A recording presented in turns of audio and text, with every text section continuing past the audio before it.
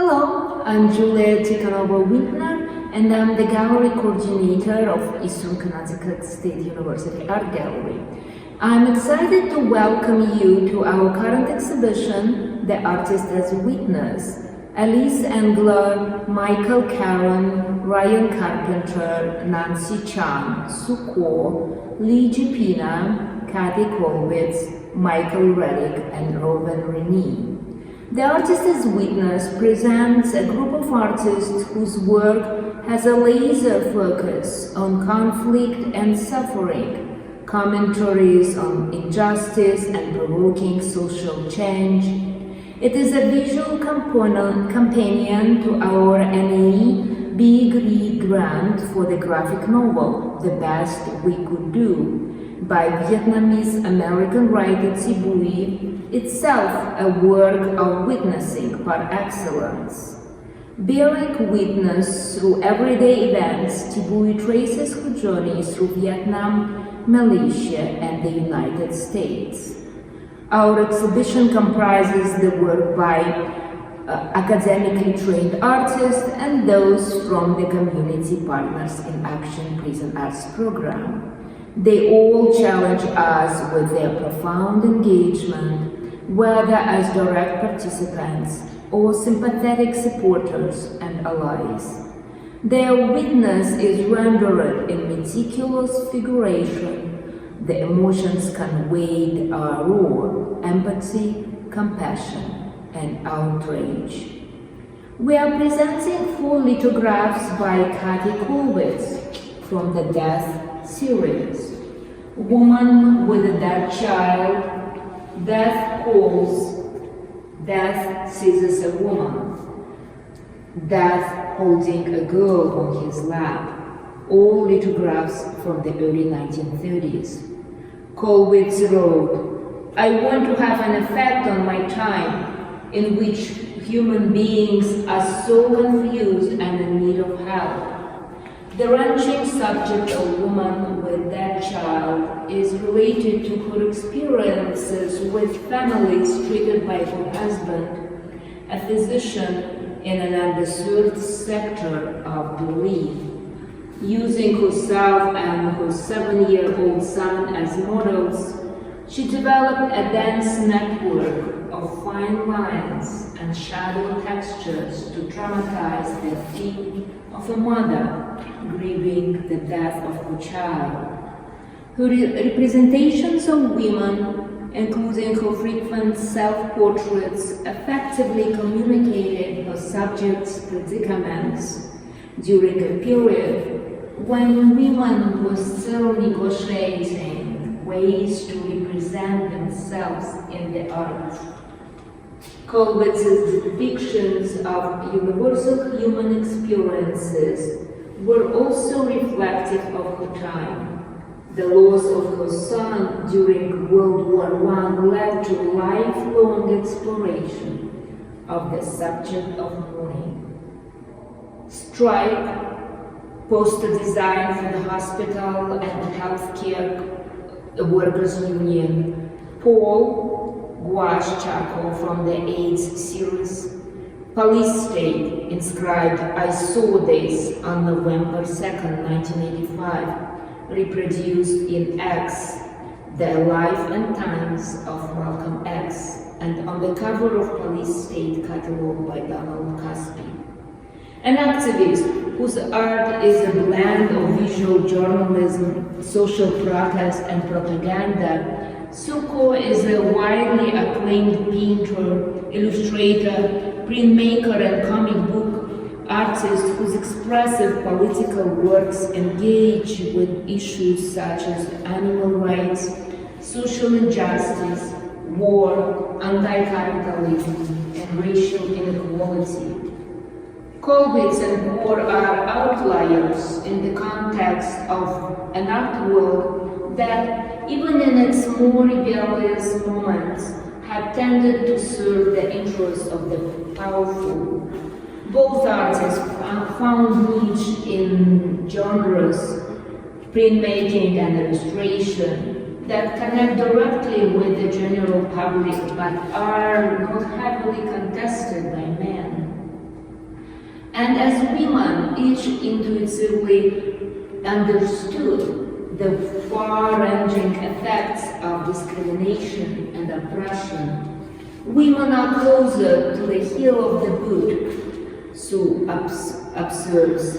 They are forced into the roles of being the caretaker, the peacemaker, and as such are the last line of defense for the most vulnerable. No Spirit for Me, selection of 12 photolithographs.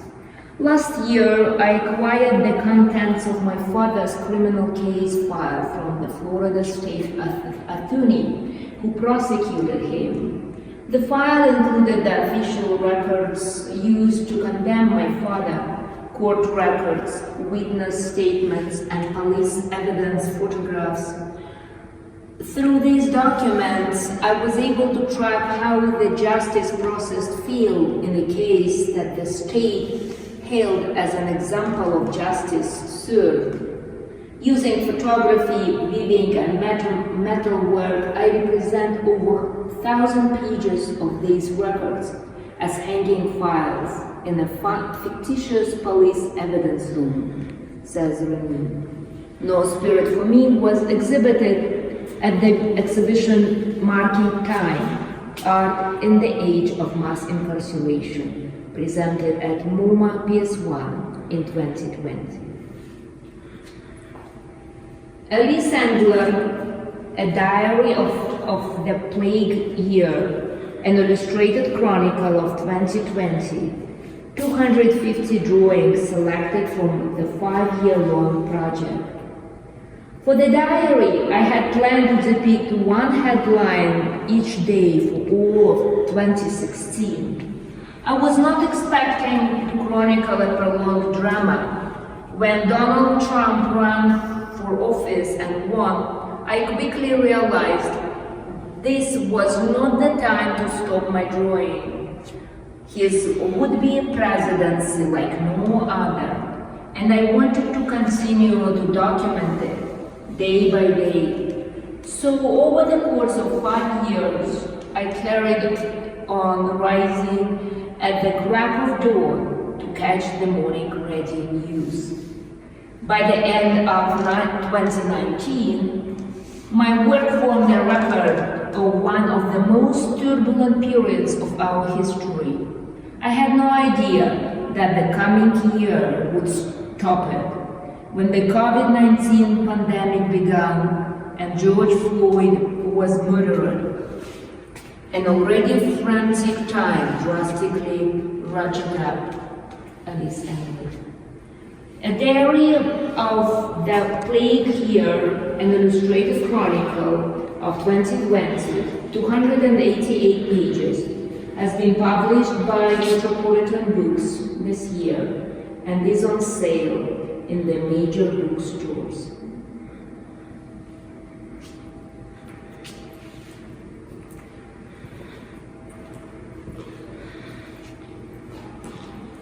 Nancy Chunn, The Jail, from the series Chicken Little and the Culture of Fear. Chicken Little was incarcerated for removing her mattress tab.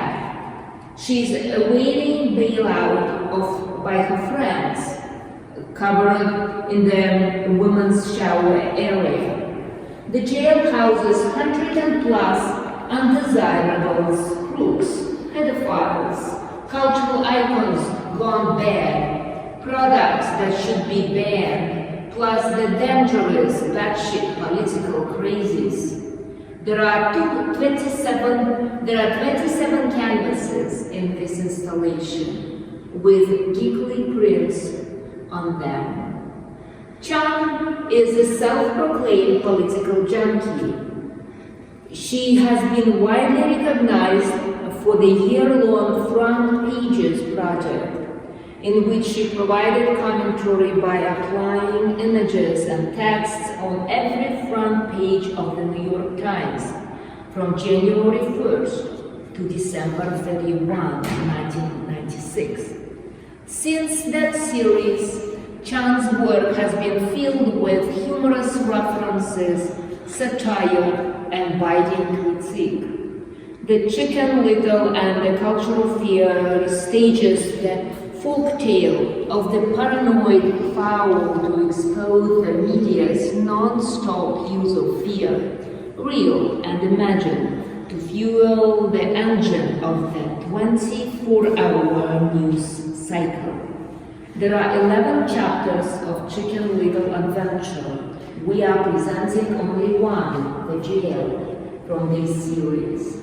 You can explore the prisoners according to Chunn's legend that can be downloaded at Eastern Art Gallery website.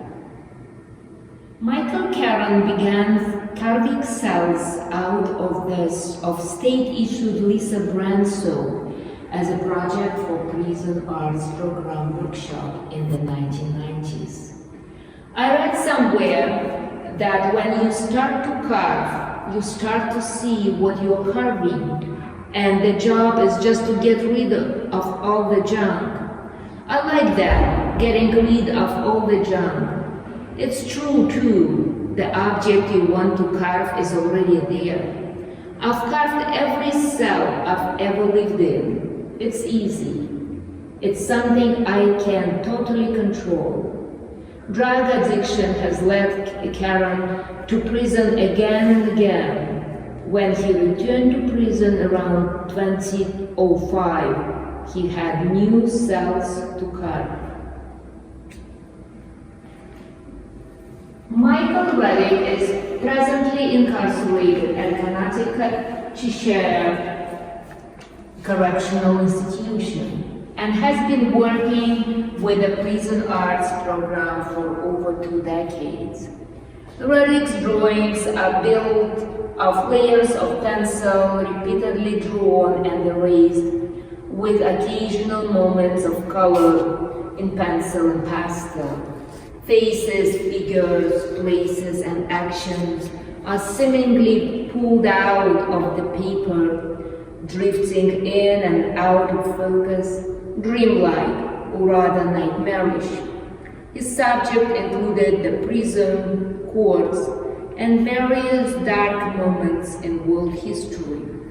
Reddick explores darkness itself, the darkness inside the artist, inside his fellow prisoners, inside the prison surrounding him.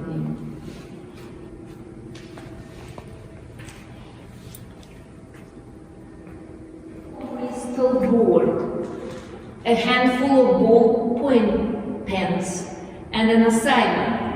Make a new drawing every day and use up the pens completely. His first drawing took the shape of a spot of peeling paint in his cell. He filled in that empty, jagged spot with as much ink as he could and went from there, establishing a stark silhouette style to first document the prison and then onto his own dark, tragicomical version of the world. Gipina completed a new drawing each day, bringing hundreds down to the prison library over the next several years. Often dark drops of liquid seem to be falling into his drawings from above. It is the contaminated world finding a way, he says, finding a way to inflect his drawings.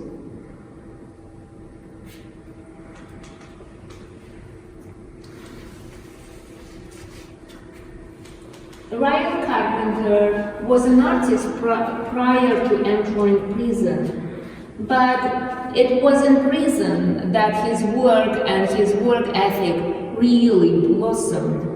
His drawings are made in pen with a confident hand, cleanly comprised of thousands of lines and markings, barks, branches, blades of grass, leaves, bricks, and bones build a desolate world. A cast of characters, perhaps all aspects of himself, play out an ongoing, evolving, and devolving story of loss, discovery, connection and disconnection. The artist is working through his past, building a present, and trying to divine a possible future through and in his artwork. Carpenter has been released from prison 2.5 years ago.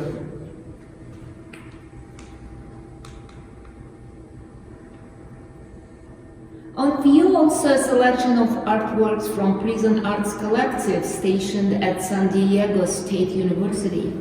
These drawings and watercolors were made in response to our Big Read book, The Best We Could Do, during a class at PAC facilitated in August 2021. Prison Arts Collective is based on the belief that art is a human right. This teaching encouraged students to brainstorm a story, journey, or memory that they could turn into their own artwork. Basic watercolor techniques were demonstrated so the students could use the medium to add color, imagery, and detail to their work. To conclude the class, the group shared the stories and meanings behind their art and were incredibly brave and supportive of each other's reflection. To learn more about Eastern Art Gallery, past and upcoming exhibitions, please visit our website www.easternct.edu/artgallery. Our Facebook page, Eastern Art Gallery. Our Instagram page is ECSU Art Gallery. Thank you.